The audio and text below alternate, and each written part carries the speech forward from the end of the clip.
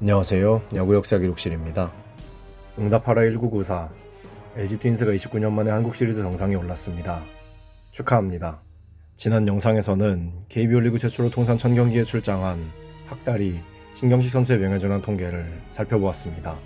이번 영상에서는 해설위원으로 많은 어록을 남긴 독일 병정 박노준 선수의 명예전환 통계를 살펴보겠습니다.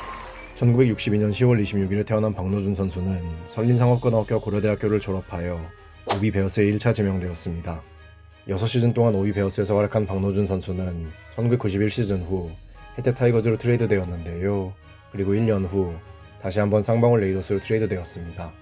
그리고 쌍방울 레이더스에서 5시즌간 활약한 후 은퇴했습니다.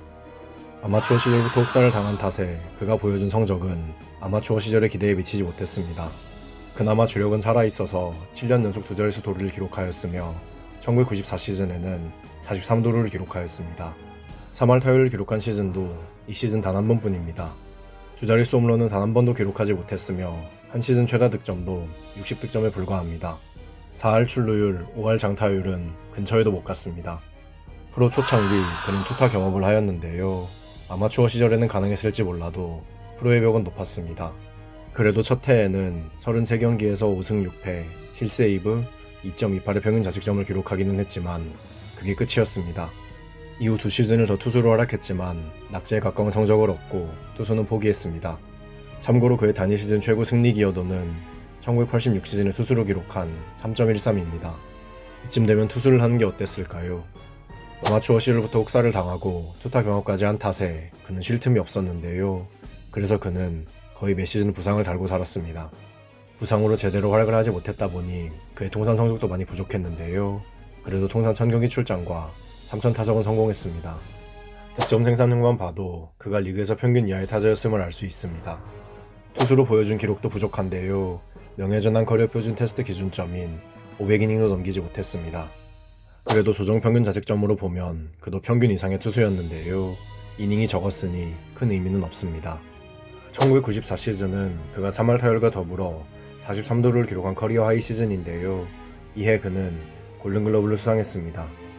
올스타에는 4번 선정되었는데요. 실력과 더불어 고등학교 시절부터 여학생들한테 인기를 끌었던 외모 덕분이 아닐까 싶습니다. 다만 5승 반지는 획득하지 못했고 국가대표에는 3번 선발되었습니다. 리그 1위에도 오른 적이 없으며 주요 수상 외에 별다른 수상 내역도 없습니다. 오비 베어스와 롯데 타이거즈 시절에는 통산 성적표에 이름을 올리지 못했지만 쌍방울 레이더스에서는 10위권 이내에 든 기록들이 몇 있었습니다. 가장 높은 순위는 3위에 오른 도루입니다. 비율 스탯 순위는 주로 8위에서 10위에 형성되어 있는데요. 이를 통해 그의 대략적인 위치를 알 수 있습니다. 선수로서 보여준 모습은 다소 빈약했지만 은퇴 후 해설위원으로 보여준 어록 덕분에 더 유명해졌습니다. 대표적인 어록은 바로 인사이드 파크 호텔인데요. 2007 올스타전 당시 이태근 선수가 인사이드 파크 홈런을 기록하자 해설 도중 홈런을 호텔이라고 말한 것입니다. 흔치 않은 기록이라 당황할 수도 있고 놀라서 말이 헛나올 수 있으니 하나의 재미있는 에피소드로 볼 수도 있다고 생각합니다. 아니면 호텔을 갖고 싶으셨나 봅니다. 하지만 기아 타이거즈 팬들은 그에게 감정이 좋지만은 않을 것 같은데요. 2009년 12년 만에 한국 시리즈 우승 당시 그가 남긴 멘트는 기아 우승으로 정말 간단했기 때문입니다.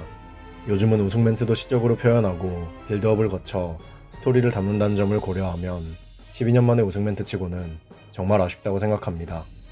이와 더불어 손가락 벌렸죠? 스플리터예요 라는 어록도 있습니다. 은퇴 후 그는 해설위원으로 활동하다 2008 시즌에는 우리 히어로즈의 단장으로 임명되었는데요.